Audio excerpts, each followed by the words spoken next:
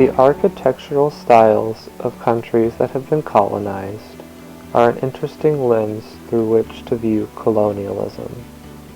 These countries have been taken over by societies much different from their own.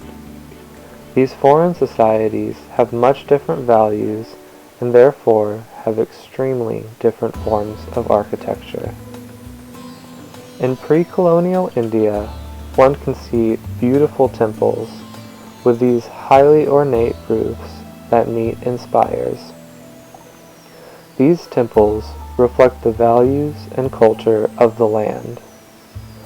One can see some of the most impressive elements of the temples lay at the margins instead of the center, and high walls deny us a view of the central focus. This is because the journey through the sacred spaces of the temple is just as important as the concealed sacred center of the temple where the worship occurs. These temples are very beautiful in their own right. However, they are extremely different from the Western style of architecture. Western buildings, especially religious ones, are meant to stand as monolithic monuments that we stare at in awe. There is a central focus that draws our eye that is meant to be the centerpiece. When the Hindu temples are juxtaposed with that, they seem very strange. There is not one specific place to draw the eye, as there is with a Catholic cathedral.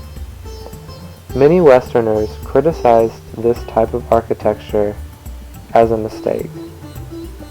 Therefore, when building in India, the British people did not use the historic style of Indian buildings.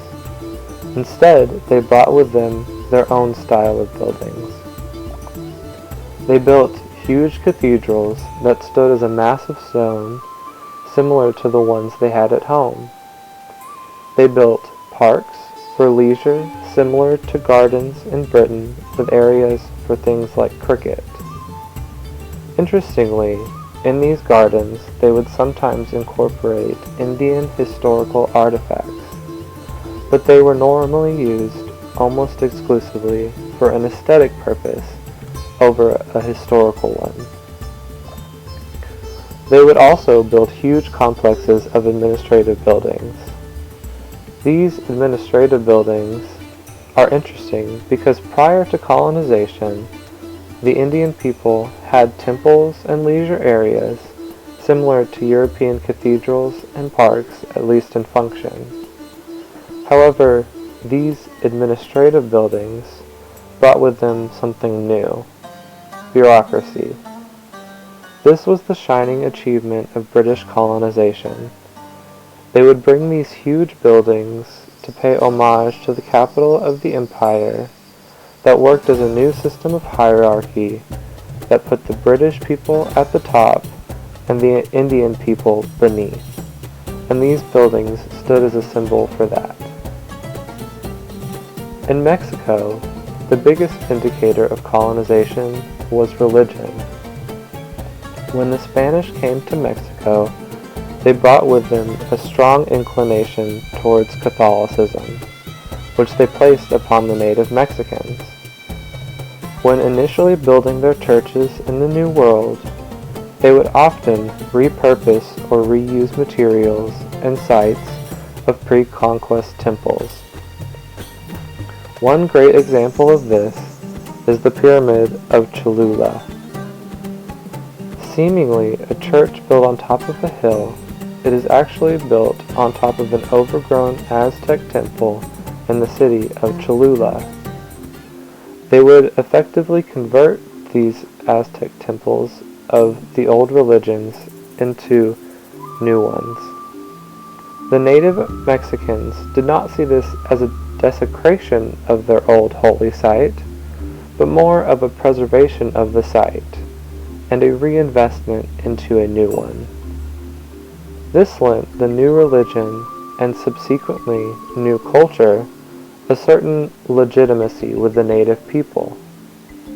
Later on in the colonization process of Mexico, the Spanish built large cathedrals. These cathedrals would commonly be located in the middle of a plaza and would often be the center of a bustling area.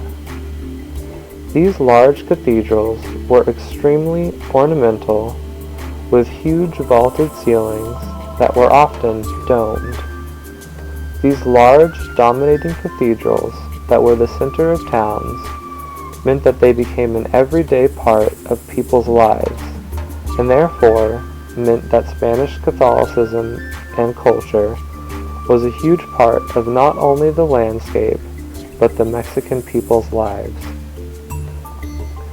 Overall, when looking at architecture, we can see these signs of colonization and the sublimation of prior cultures and people by the new cultures of the people who came to dominate. The architecture, buildings, and methods for building all point to an end of replacing the old culture with their own, and that is how colonization triumphs.